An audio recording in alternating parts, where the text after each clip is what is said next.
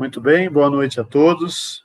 Mais uma quinta-feira, hoje dia 25 de junho, com o segundo programa aí da Sala da Cidadania, esse projeto ao qual iniciamos na semana passada. Já tivemos o nosso primeiro convidado, que foi o pastor Lucier, e hoje nós temos o imenso prazer de ter conosco aqui o Fernando Sabino. Fernando Sabino tem formação em Ciências Contábeis, é especialista em gestão de pessoas pela PUC, Rio Grande do Sul, é proprietário da empresa 912, Conectando Gente, né, que é uma consultoria de RH, e do Eleve Smith Evento de Negócios. Tem como sua experiência profissional, co-líder de Santa Catarina do Programa de Liderança da Fundação Estudar, consultor comercial da CIVA por 4 anos e 3 anos como consultor do programa Empreender Sebrae, também pela CIVA, um programa onde eu trabalhava ali com os núcleos setoriais, né, aqui da Associação Empresarial de Araranguá. Bem, Fernando, boa noite, muito obrigado aí por ter atendido o nosso convite, e tenho certeza aí que nós vamos bater um papo aí bem legal sobre as questões aí da economia nesse momento que nós estamos passando. Daí, André, boa noite para todos, o pessoal que acompanha o André aí, né? É um prazer, já vou de antemão pedir desculpas se eu sair um pouco fora aqui da telinha, né? Estou me acostumando um pouco, nunca tinha feito aqui a live no Facebook. André, obrigado pelo convite, né? Eu não sou o Paulo Guedes, vou compartilhar aqui aquilo que eu tenho enxergado sobre essa questão econômica, que é algo que eu acho que todo mundo deve pesquisar um pouco, né? Para conseguir ter uma vida financeira mais saudável. Então, acho que partindo disso a gente consegue trocar uma ideia legal aqui. Beleza? Acho que é isso. Não, com certeza vai contribuir bastante. Fosses convidado aí porque eu te conheço, né? A gente já trabalhou junto por um tempo, e eu sei que tu sempre procura se atualizar, né, nessas questões aí sobre economia, sobre desenvolvimento econômico, enfim, está sempre ligadinho aí nessas questões, por isso o convite. E também já quero convidar todos que estão nos assistindo nesse momento para que você curte, né, venha curtir essa nossa live, venha compartilhar, né, assim chegará a outras pessoas. Também, se quiser deixar o seu comentário, você pode deixar, para também estar contribuindo aqui no nosso bate-papo dessa noite, ok? Para você ainda também que não é inscrito lá no nosso canal do YouTube, André Santana, você pode se inscrever. Todas essas lives que estão sendo feitas, né, no programa da Sala da Cidadania estão sendo postadas também no nosso canal André Santana lá no YouTube. Então, Fernando, vamos começar o nosso bate-papo aqui, vamos dar início, e vamos dizer assim, que bagunça generalizada que nós ficamos. Nunca imaginamos, né, ao longo da nossa história, vamos dizer assim, de que passaríamos por um momento tão delicado como esse.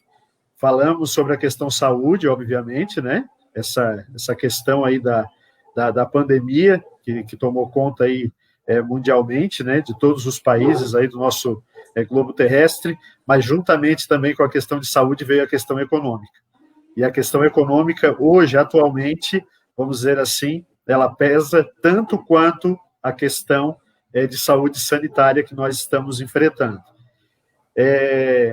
Eu sempre uso, na semana passada eu coloquei ali para o pastor Lucier, que o nosso ponto de partida disso tudo, né, teve início aqui em Santa Catarina, né, no dia 17 de março, quando tudo parou, né, e até uma música aí, se não me falha a memória, eu acho que é do Raul Seixas, né, que dizia que o dia que a Terra parou, foi nesse dia que a Terra catarinense parou, e em seguida todos os estados do Brasil também iniciaram, seguindo o modelo de vários países aí do mundo, fazendo essa série de restrições aí. Então, a partir do dia 17 de março, né, aconteceu ali o início, né, do processo de queda da nossa economia. E a gente pôde vivenciar aí dias de tremendo terror, né, vamos dizer assim, se é essa palavra que mais cabe, mas o mercado financeiro aí todo preocupado, né, com toda a situação que estava acontecendo, os empresários e até mesmo os funcionários, né? Porque eu costumo dizer também que aquele que não foi atingido pela saúde foi atingido economicamente, né? E bateu a porta de muitas famílias. Então, aí, eu gostaria que você discorresse, né, sobre esse momento, que nós passamos aí logo que iniciou aí esse processo, vamos dizer assim, de reclusão do povo nas suas casas, empresas fechadas, indústrias, né, praticamente aí com zero de contingente trabalhando, enfim, todos esses pendimentos que nós tivemos. Eu gostaria que tu, de acordo com o teu ponto de vista, com o teu olhar, tu discorresse para a gente aí esses primeiros 21 dias aí dessa quarentena em Santa Catarina, e depois, paralelamente, também trazer para nós aí alguma coisa a nível de Brasil. Por favor, fica à vontade. Bom, André, ótima introdução. Não sei se eu só tenho que acrescentar aquilo que tu falou, mas foi um susto para todo mundo, na verdade, né? Quando o governador falou que era para, né, decretou isolamento social, que é diferente do lockdown, né? O pessoal confunde muitas vezes o que é o isolamento social, o que é o lockdown. Né? O lockdown, de fato, fecha tudo, né? E todo mundo tem que ficar confinado durante um período, né? O isolamento social, na verdade, é tomar alguns cuidados, né? Como de higiene, enfim, de distanciamento social, e alguns serviços não essenciais, né, que puderem não funcionar nesse período, melhor, né? A gente fala a respeito disso baseado em alguns pontos de vista. Tem várias linhas de pensamento sobre isso, né? E, inclusive, as consequências para a economia. Como eu falei, eu não sou especialista em economia, mas, obviamente, a gente observa as coisas e vê o que vai acontecendo e vai vendo duas linhas de pensamento, né? Uma linha que defendia, obviamente, que foi correto o governo fez, né? Que fechou tudo, já foi o primeiro estado, se não me falha mal, acho que foi o primeiro estado que fechou tudo, assim, dia 17 de março, foi bem cedo, né? Santa Catarina ficou aí quase 3 meses nesse isolamento social parcial, né? E tipo, tinha uns questionamentos por que começou tão cedo, né? E depois já voltou e já pensava em voltar de novo, em decretar novamente o fechamento das empresas. E foi um susto para todo mundo, porque foi muito cedo, né? Santa Catarina, tipo, o governador, baseado, obviamente, em alguns estudos, né? Deve ter tomado essa consciência, porque também é uma carga de responsabilidade bem grande, né? Para quem é o chefe de um estado, né? Tomar esse tipo de atitude. Só que, né? Nós tivemos bastante consequências, né? Santa Catarina, né? Na minha visão ainda, é um estado muito rico, né? Ainda que o extremo sul aqui não seja um estado muito rico, Santa Catarina é um estado muito rico, né? Produz muito, né? A gente for observar, por exemplo, o PIB de Santa Catarina no ano passado, ele foi 4 vezes maior do que o PIB nacional, né? Foi 4% o PIB de Santa Catarina e o PIB nacional foi 1,1%. Se não falei a memória, foi isso. Então, Santa Catarina teve um desempenho 4 vezes maior do que a média do Brasil. Então, Santa Catarina tem uma economia boa e por isso que eu estava dizendo que eu comento com as pessoas, né, que Santa Catarina talvez seja um dos estados que mais vai conseguir se levantar, né, vai conseguir voltar aos trilhos o mais cedo, né? Essa é uma ideia que eu tenho por ser um estado, né, rico, né, organizado de certa forma, né? Então, população muito dedicada, né? Obviamente que os números do Covid hoje, se você for comparar, Santa Catarina, se tivesse morrido, né, devido a óbito uma pessoa, já seria algo muito complicado, né? Hoje chegando a 300 vidas perdidas aí nessa pandemia, mas comparado a outros estados, né? Se for analisar dados e taxas de mortalidade do Covid, Santa Catarina teve um desempenho melhor do que outros estados até o momento, né? Então, assim, igual eu falo, tem duas linhas de pensamento. Uma que era esse isolamento social e depois arcar com as consequências econômicas, né? E outra era ter separado o grupo de risco, né? As pessoas que eram um pouco mais suscetíveis a pegar o vírus e não conseguirem se manter depois, virem a óbito, né? Sabemos que tem uma classe de risco e dessa forma manteria um pouco da economia do estado na girando. Então tem essas duas linhas de pensamento, né? Aí cabe a gente analisar e também ponderar algumas coisas. Por exemplo, né? Dar um exemplo aqui pontual, tem coisas que obviamente nesse período não há necessidade das pessoas fazerem, né?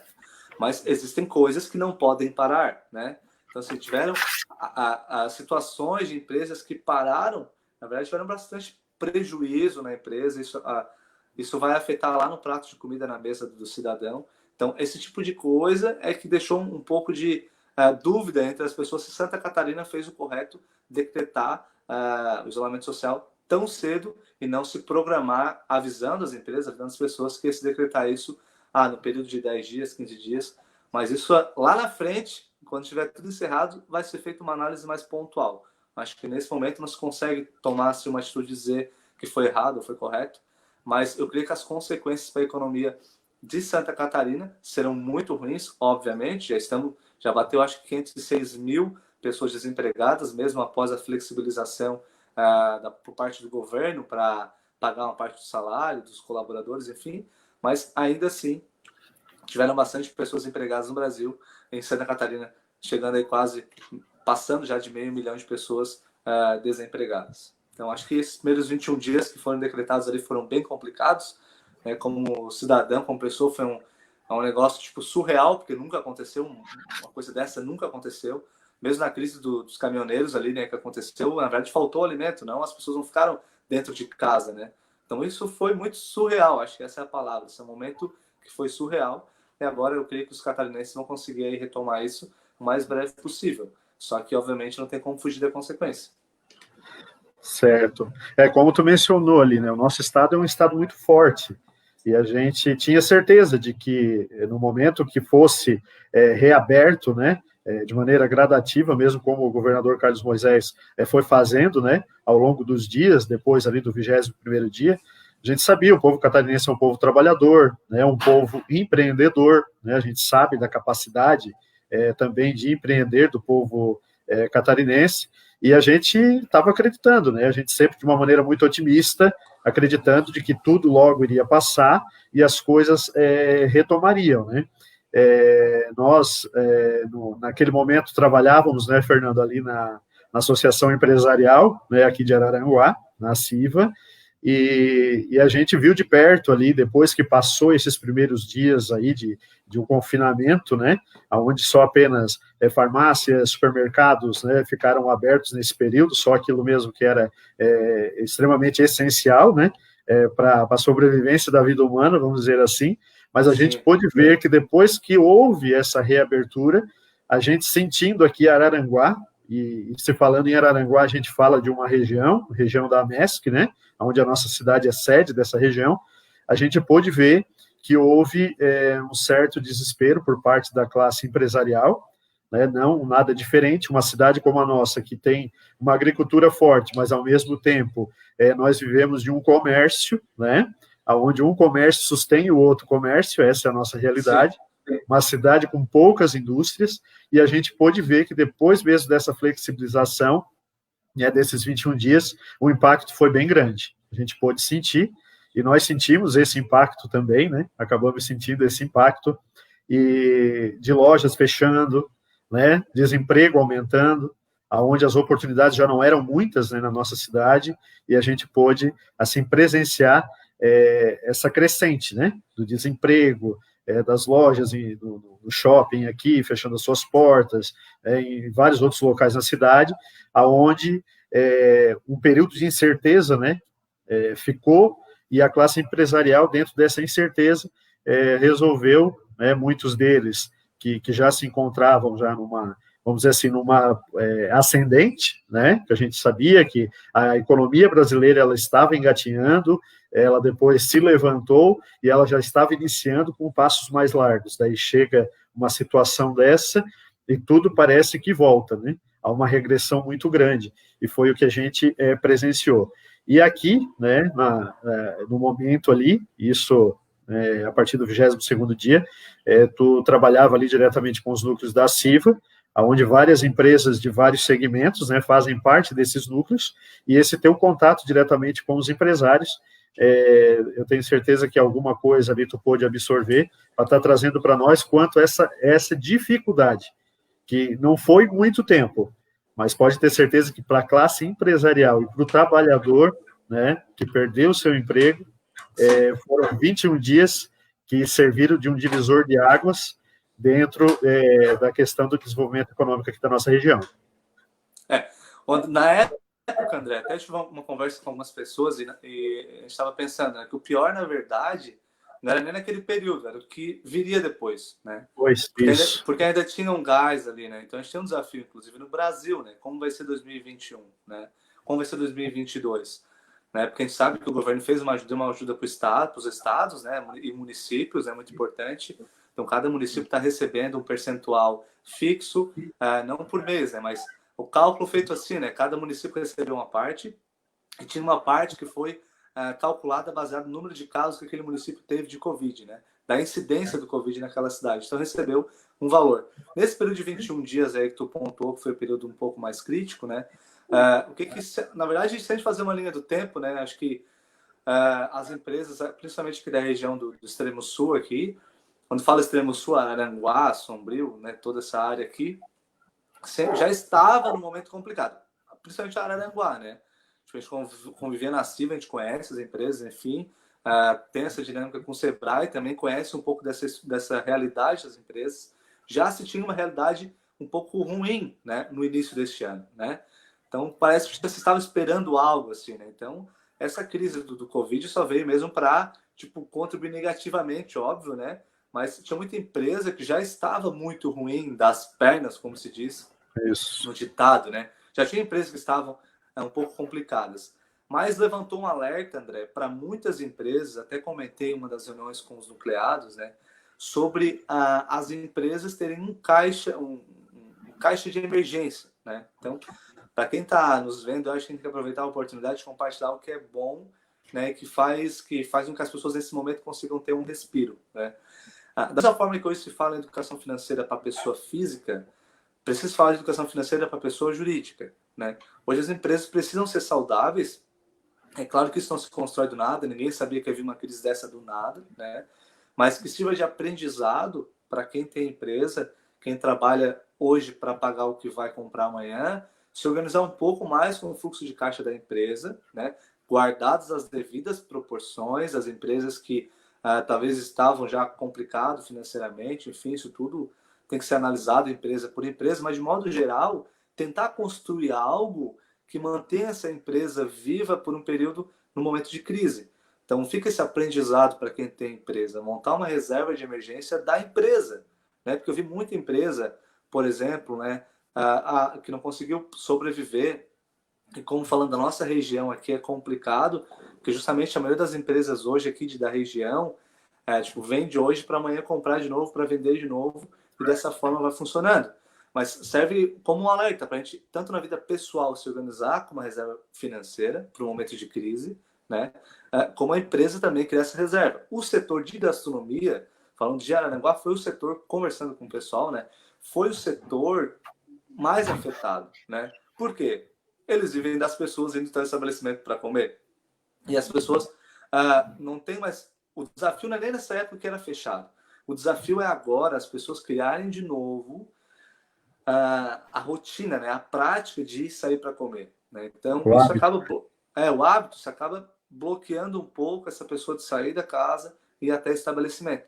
Mas, ao mesmo tempo, também serviu para gerar inovação, né? Acho que as empresas não... Eu sempre falava para eles criar algo novo, né? Inclusive, o Núcleo de Gastronomia da CIVA vai lançar, nos próximos dias, um circuito gastronômico que é presencial e delivery, né? Que é para justamente aquecer o setor, né? Porque se fala muito em ajuda para o setor e tal, mas na ponta às vezes não chega essa ajuda.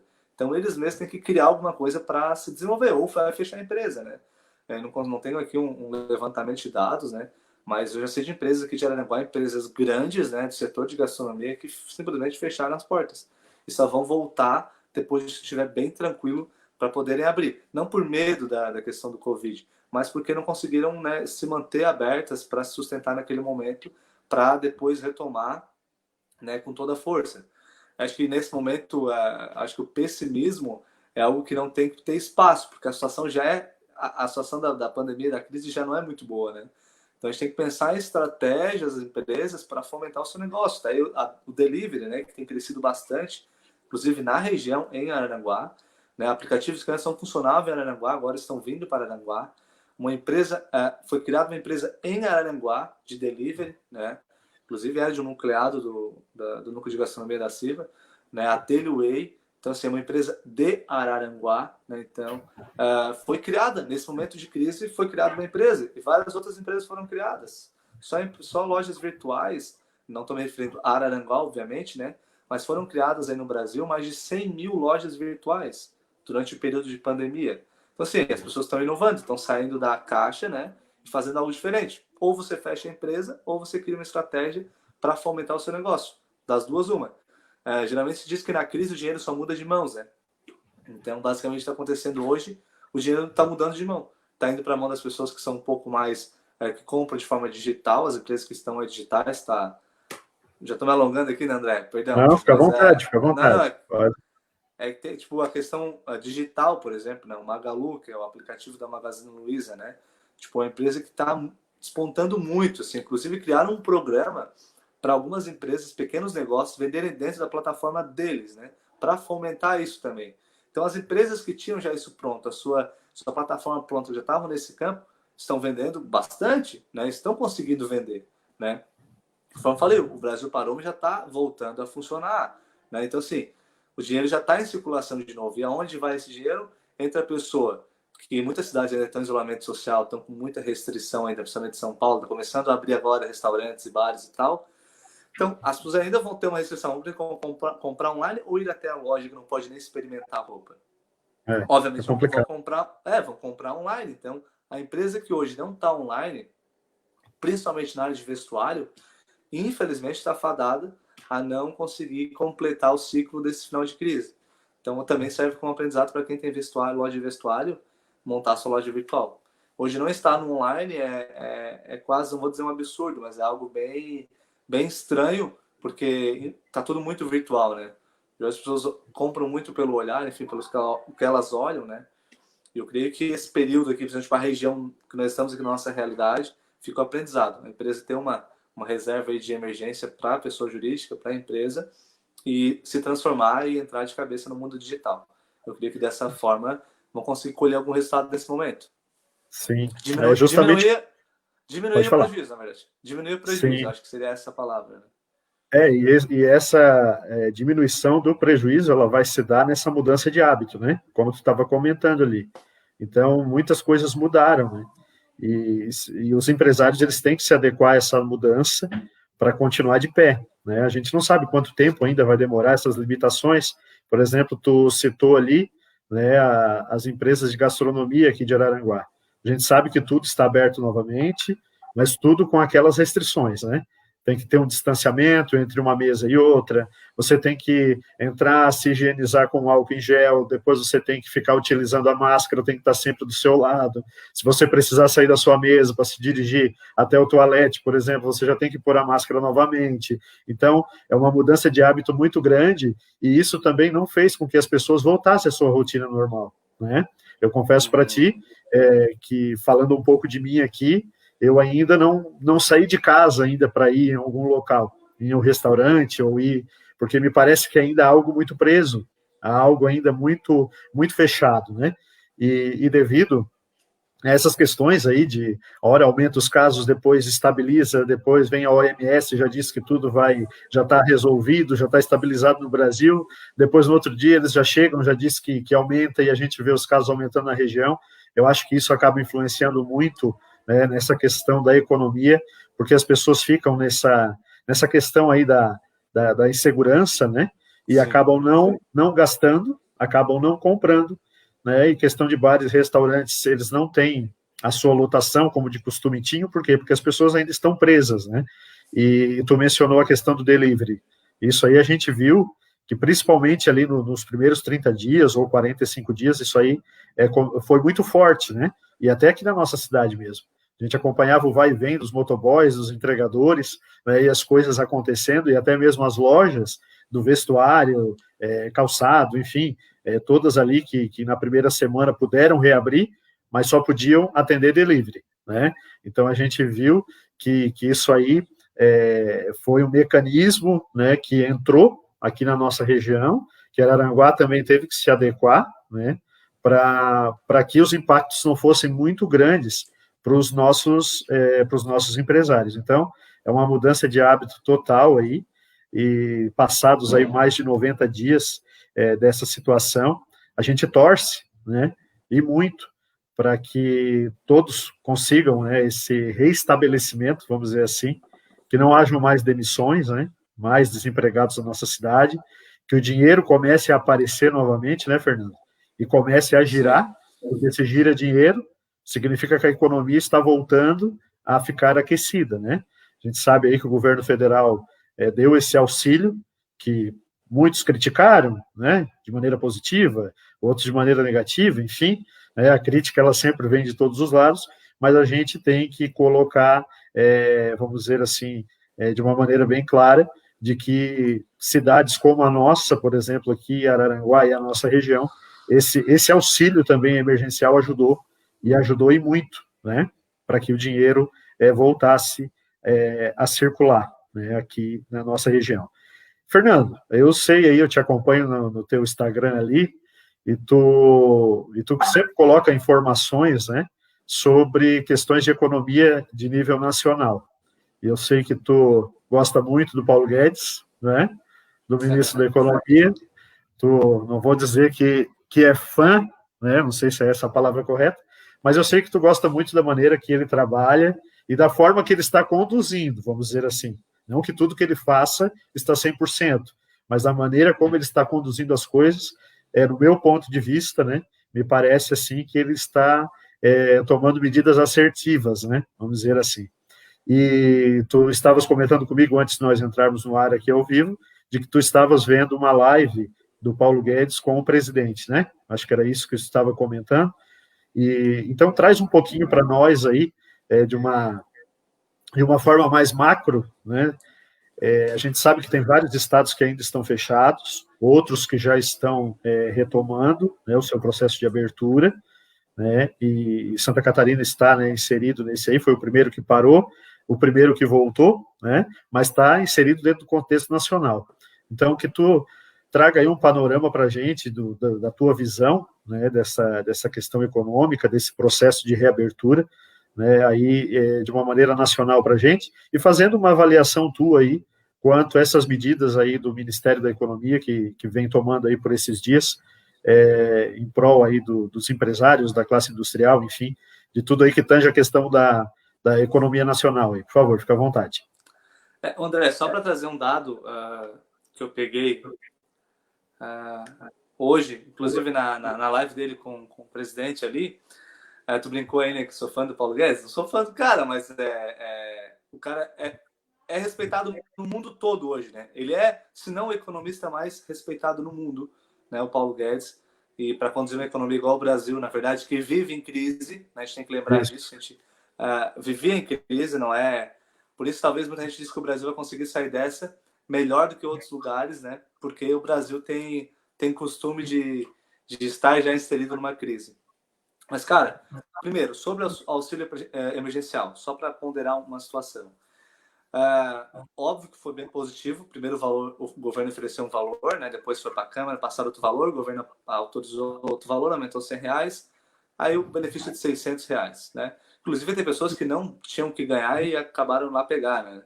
Esposas de alguns vereadores e tal, não de Araranguá, que eu saiba não, mas de outros lugares aí, teve esposa de vereador que recebeu auxílio. Enfim, teve pessoal até teve uma situação ali, o pessoal do exército, até o Bolsonaro mandou devolver e tal, o presidente. Mas, cara, o auxílio emergencial, ele fez uma coisa que eu achei muito legal. Primeiro, as pessoas que tinham acesso à internet, e não são todas, tem muita gente que não tem acesso, mas essas pessoas tiveram uma conta digital gratuita feita pela Caixa, né? Primeiro. Outra, foi feito um rastreamento, não sei se é rastreamento, mas foi feito um balanço do número de pessoas que estão em situação de vulnerabilidade e miséria no Brasil, que não se tinha. Então, se imaginava que ia pagar para 40 milhões de pessoas, está chegando a 65 milhões de pessoas que receberam auxílio emergencial. O Brasil tem 209 milhões de habitantes, ou seja, maiores de idade, contando aí, né, 60 milhões de maiores de idade, baseado em 209 milhões, inclui crianças, tem adolescentes, enfim, receberam o auxílio emergencial. E tem uma série de critérios para se poder receber esse auxílio, né? Então, 60 milhões, muito pouco, né? Tá errado. Grande maioria das pessoas estão, de fato, precisando desse valor e não tinha nem esse valor para sobreviver nesse período. O auxílio emergencial, na minha opinião, né, foi um acerto, nota 11 do governo, e isso vai ser prorrogado. Inclusive, o presidente acabou de falar na live ali que eu estava assistindo, que vai mais 2 meses, se não me falha a memória, 3 meses. Eles vão dividir aí um valor por 3 ou 2 meses, né? Vão quebrar aí nesse, acho que é mais R$1.200, vão dividir em 3 meses, uma coisa assim, para também manter essa roda girando aí. Quem sabe que quando o dinheiro coloca o dinheiro no mercado, ele consegue fazer com que as coisas girem, né? E outra situação, André, também eles liberaram também o FGTS, contas inativas e ativas, né, o valor de R$ 1.045 para todo mundo, já tem data para receber, baseado no aniversário, foi uma outra ação também do governo federal para fomentar. Bom, sobre a questão do desemprego ali, né, que a gente estava comentando, sobre o governo, ele tomou o Paulo Guedes fez um projeto sensacional, né, de ajuda para os municípios, para os governos, estados e municípios, né, foi aprovado pelo Senado a PEC de guerra, né, que era chamada PEC de guerra, então ela foi aprovada e foi a dívida dos estados com a União, por exemplo, de 1 de janeiro de 2020 a final de 2020, dezembro de 2020, só será paga em 2022. Então, nesse período, os estados que têm dívida com a União não vão pagar. Então, menos uma despesa para o estado. Porque ele arrecada menos, né? Porque vai vender menos, vai ter menos empresas, as empresas vão fechar, vai arrecadar menos. ISS, enfim. Então, o governo fez isso para poder suprir um pouco o caixa dos estados. Só que, e ele botou algumas restrições, né? Não aumentar o salário dos servidores públicos e tal, porque o Estado também tem que ajudar, senão vai quebrar o Brasil, cara. Imagina quanto dinheiro eles estão investindo já, injetando. E, fora isso, também foi feita uma outra atitude, né, que foi para que os empresários não despedissem o funcionário, né, que o governo pagaria uma parte do salário. E tem muita empresa, inclusive em Araranguá, fazendo isso, tá? Tem empresa que está pagando, usando esse benefício, que eram 3 meses, agora vão prorrogar, parece, para mais um período, né, que era o valor, o governo, o cara não bota o funcionário para a rua, né, pode reduzir até 70% do valor do salário, depende, tem uma série de critérios para obedecer, e o governo vai pagar essa diferença para esse colaborador, certo? Só isso poupou 10 milhões de empregos no Brasil. Então imagina, 10 milhões de pessoas poderiam estar desempregadas agora se não fosse essa ação do governo federal de dar essa ajuda para as empresas, foi uma ajuda bem na ponta mesmo, para elas conseguirem manter os empregos. Então a estratégia do Paulo Guedes foi manter empregos, né, nesse momento, mesmo que isso custou caro para o Tesouro, para o Brasil, enfim, para o seu orçamento de gastos. Então, eu creio que as atitudes que o Paulo Guedes tem tomado para o Brasil, cara, não tem uma que não seja boa, tá? Não tem uma. É claro que tem linhas de pensamento de algumas pessoas que não batem com a linha de pensamento que ele defende.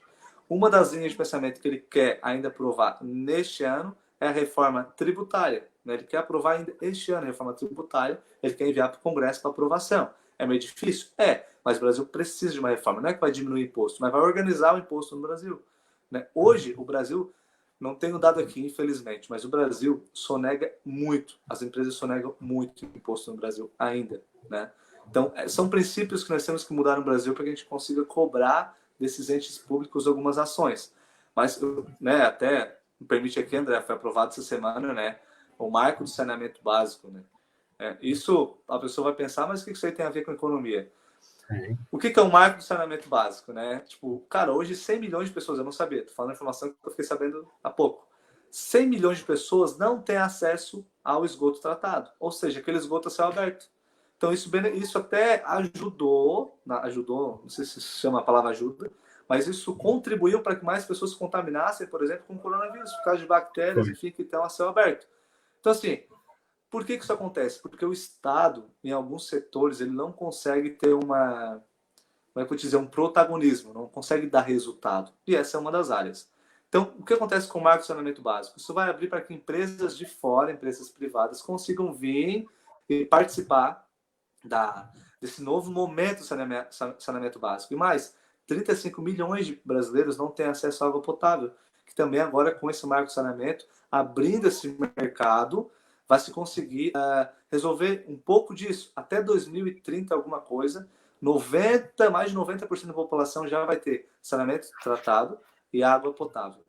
E mais, André, por que isso é importante para a economia? Porque isso vai injetar, né, os planos, né, e dos economistas, enfim, aqueles que ficam analisando, né, vai injetar no Brasil 700 bilhões de reais. Só essa ação de saneamento básico. Então, assim, eles têm, o Paulo Guedes tem tomado, como ministro da Economia, as ações pontuais que precisam ser tomadas. Assim, a nossa sorte, eu digo assim, como brasileiro, que tem esse cara, né, como nosso ministro da Economia, porque tem feito muita diferença, embora sempre vão ter pessoas que discordem, né, de alguma atitude ou outra, mas de forma geral, inclusive trago aqui um depoimento, não vou citar a empresa, mas sabe que o cara me falou assim, ó, um empresário, ele tem empresa, uma franquia nacional, ele falou assim, cara, se não fosse o Paulo Guedes, o amor que ele tem pelo Brasil, o que ele quer fazer o negócio correto, nós empresários estaremos ferrados nessa crise, porque ele ajudou muito nós.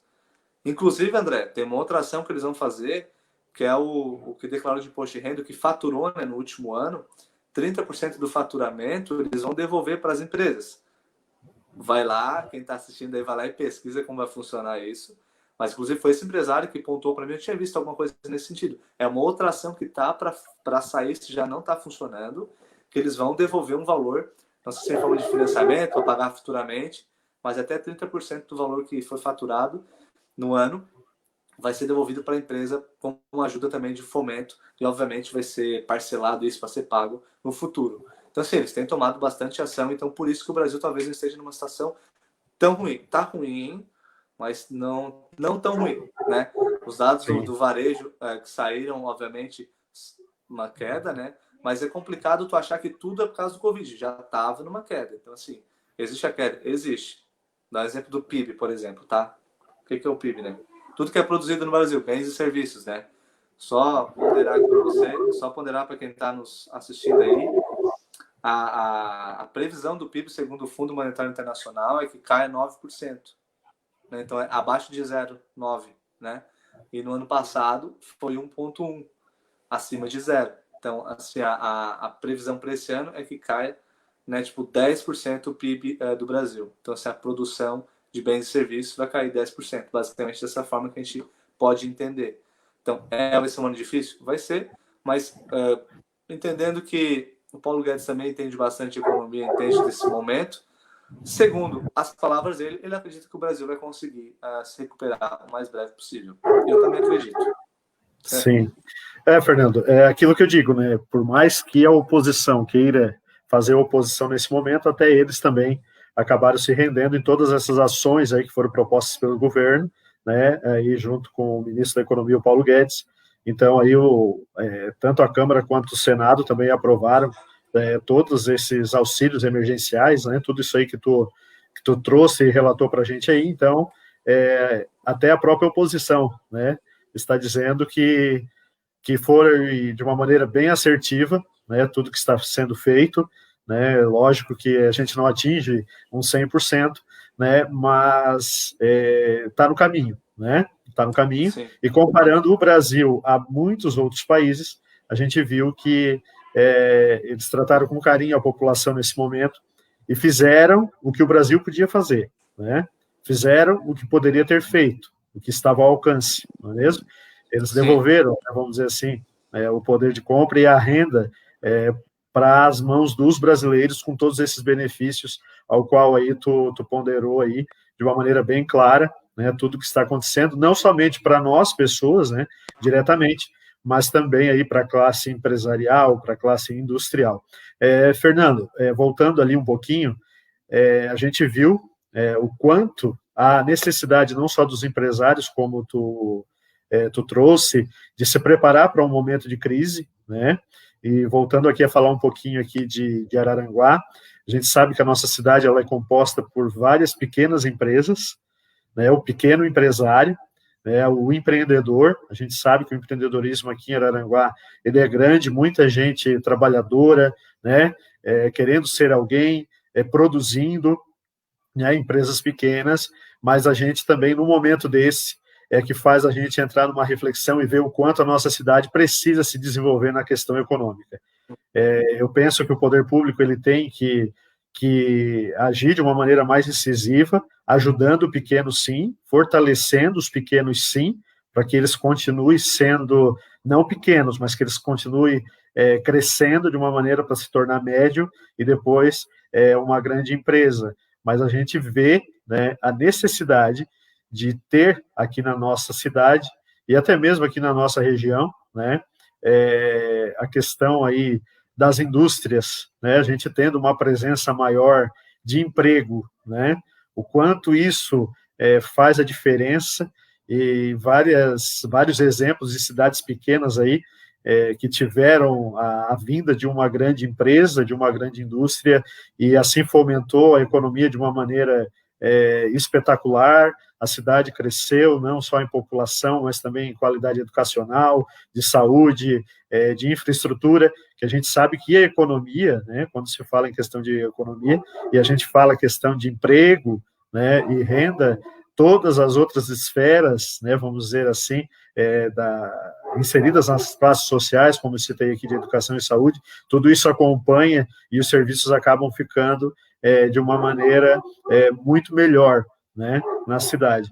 Então, a gente pôde ver isso aí, o quanto a nossa cidade tem essa deficiência, né, e quanto é preciso, né, dela ter, né, uma ação mais efetiva aí, do poder público para que a nossa cidade venha a crescer mais nessa questão, né, Fernando?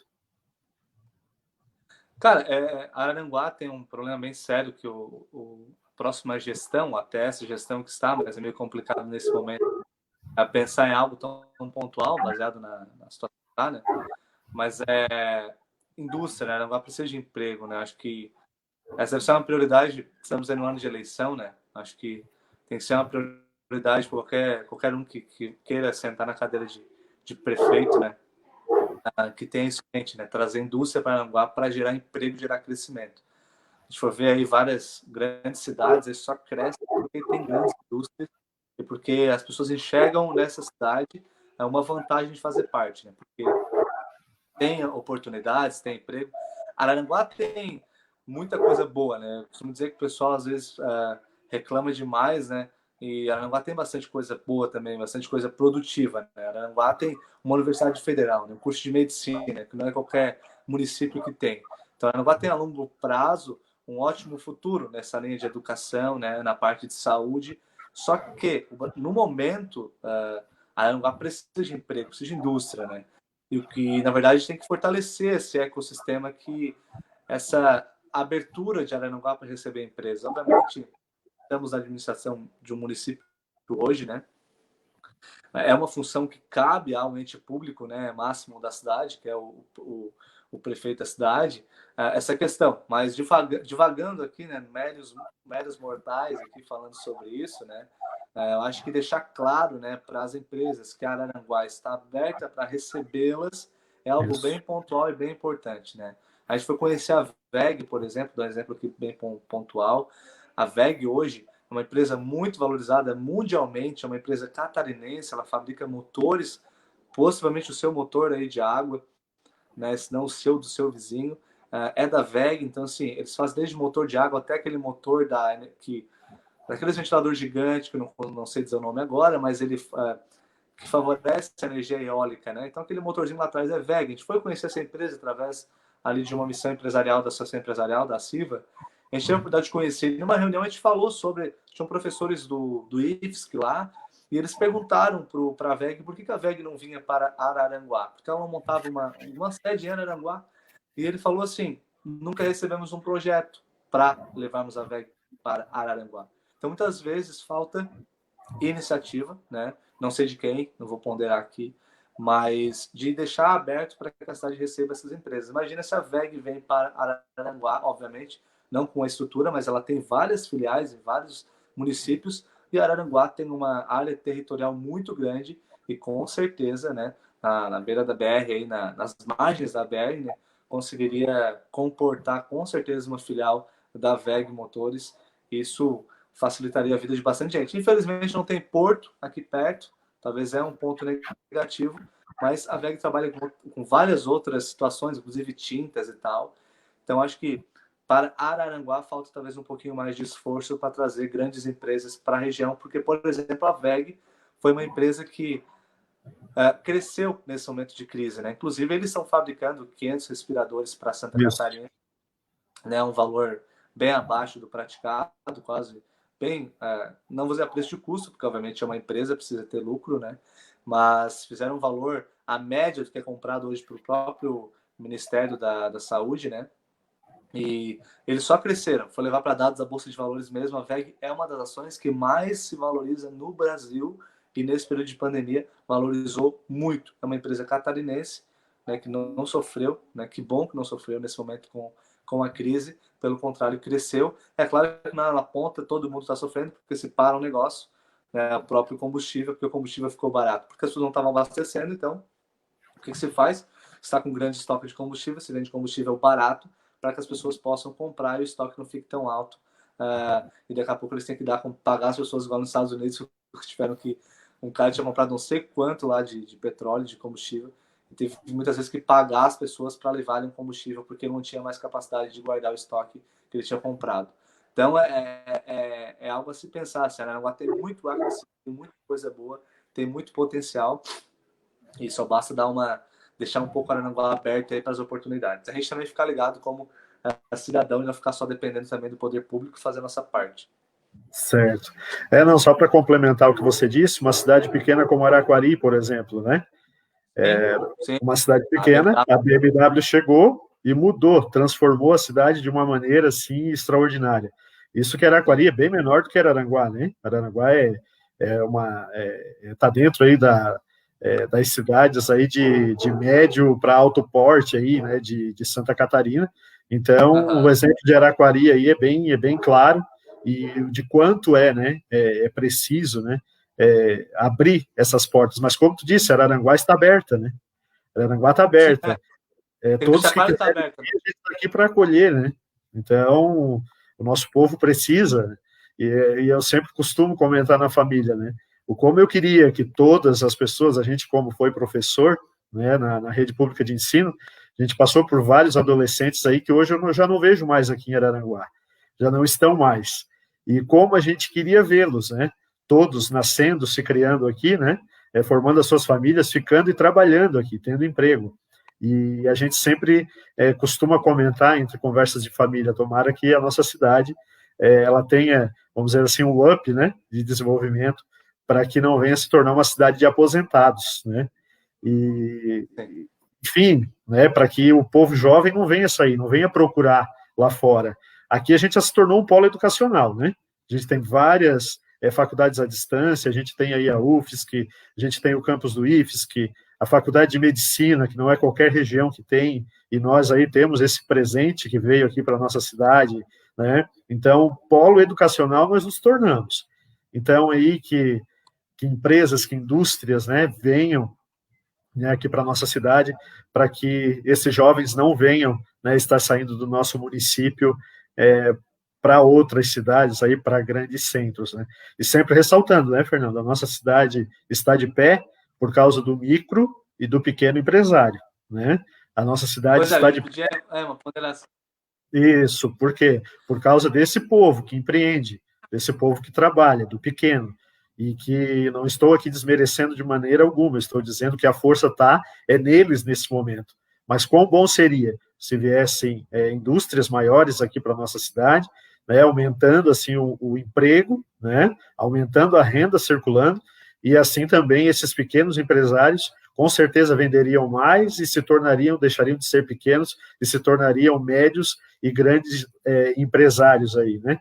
Então, fica aí a dica, né? O Fernando falou ali, a cidade está aberta e está mesmo, né? Araranguá é cidade boa de se viver, uma qualidade de vida impressionante, uma cidade super tranquila, e para ela se tornar aí top das tops aí, vamos dizer, essa questão aí do desenvolvimento, né, do emprego aí industrial aqui na nossa cidade. Então, Fernando, já foi 50 minutos aí do nosso bate-papo aí, estamos chegando no final, e eu sabia que a gente ia desenvolver uma conversa aí muito legal, porque por várias vezes nós paramos para conversar, e a nossa troca de ideias aí, ela sempre foi muito boa, né, e eu tinha certeza que tu irias contribuir bastante, né, apesar de não ser formado em economia, mas tu trabalhou diretamente, né, por muito tempo como agente de relacionamento ali, na empresa que tu trabalhou até pouco tempo ali na Siva, e também aí junto com os núcleos, enfim, Sebrae, e sempre procurando se inteirar aí, e tu tendo uma empresa de consultoria, eu tinha certeza que tu trarias aí várias informações para a gente aí na nossa Sala da Cidadania, nessa nossa segunda entrevista aí do nosso programa. O título, né, da nossa live aqui é Como ficará a economia brasileira pós-Covid? todo mundo aí está na torcida que isso logo acabe, né? Que essa curva de contágio comece numa decrescente, para que, assim como aconteceu na Europa, em vários outros países, em outros continentes, está acontecendo, né? A abertura, as pessoas sem uso de máscara, as coisas voltando ao seu normal, né? O normal dito agora, depois disso, é um normal diferente, nunca mais será o normal de antes, é o normal de agora, mas, enfim, sem muitas restrições, né, e tal.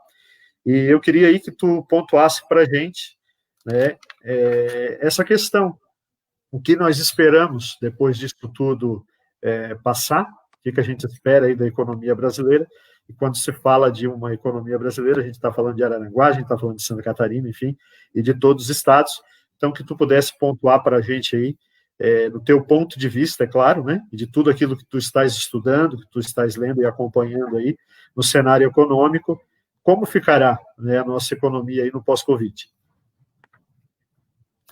André, só uma informação que eu acho interessante sobre as pequenas empresas, falou os pequenos negócios, né? Hoje Sim. eles são responsáveis por 54% dos empregos de carteira assinada no Brasil. Então, de fato, é algo muito importante. Eu até dei uma olhada nos comentários, eu vi que alguém comentou que talvez as empresas grandes não venham para a cidade em função da questão da vinda da matéria-prima. Isso é um fato, isso é verdade. O que, na verdade, a Aranguá tem que construir, igual eu falei, quando se diz que a Aranguá tem que estar aberta, ela criar o ecossistema para que as coisas aconteçam, né? Não é Isso. só querer que a empresa venha, ela tem que construir o ecossistema para que as coisas fluam, né? Então tem que ter um ecossistema para as Suporte, coisas né, Fernando? aconteçam. Bom, basicamente Suporte. dá suporte.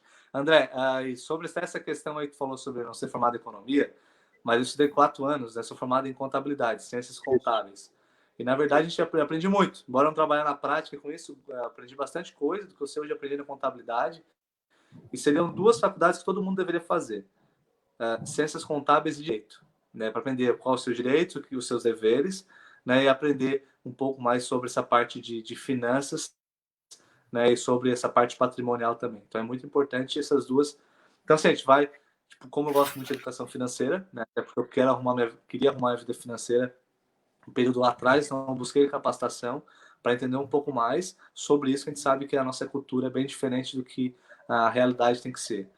André, Brasil pós-Covid. Cara, se for perguntar até pro Bolsonaro, ele está na dúvida. Na própria reunião, ele com o Guedes, ele falou que achava que vai ser pior, e o Guedes acha que vai ser um pouco. Que o Brasil vai se recuperar de forma mais tranquila.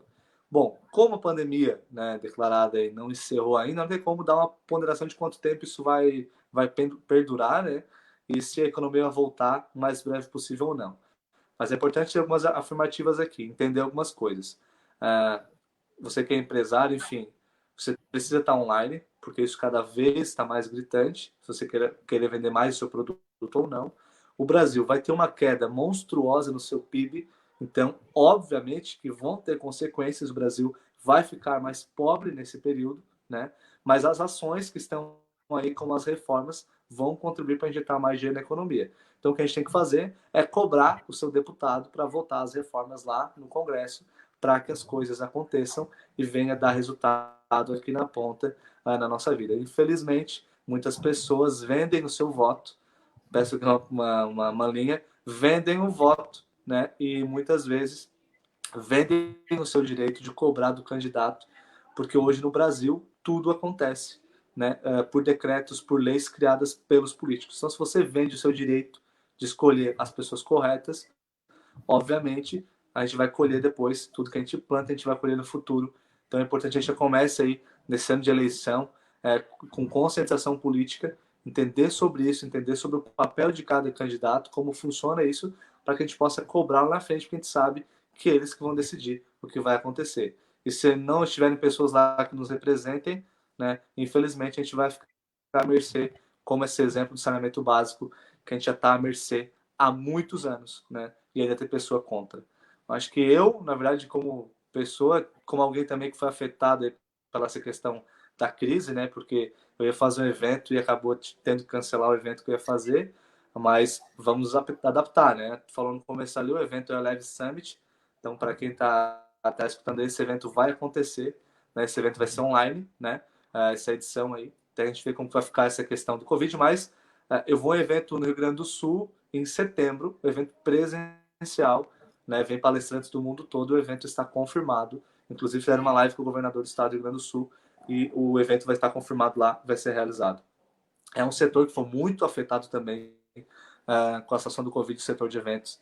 André, muito obrigado aí pelo convite, muito obrigado aí pela oportunidade, parabéns pelo projeto da Sala da Cidadania.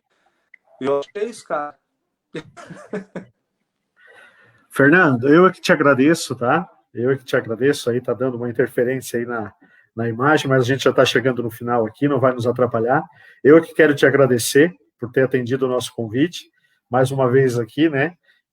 Passando aqui a estima que eu tenho por ti, né? Tu sabe disso, a gente trabalhou juntos por alguns anos, né?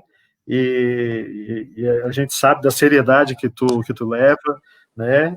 De quanto tu estuda para procurar entender todas essas questões aí que tu trouxe para a gente, né? Por isso o meu convite a você para falar sobre essas questões da economia aí nesse momento. Então, a minha gratidão aí, muito obrigado por ter participado com a gente, né?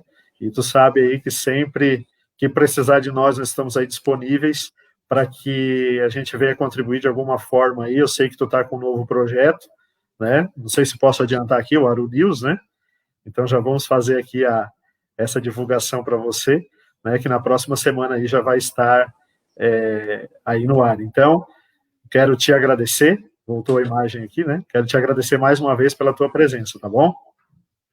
Valeu. Valeu, André. Quem quiser curtir esse projeto aí, segunda-feira, às 9h12, lá no Instagram, Aru News, News de Notícias. Pode entrar lá. E é isso aí.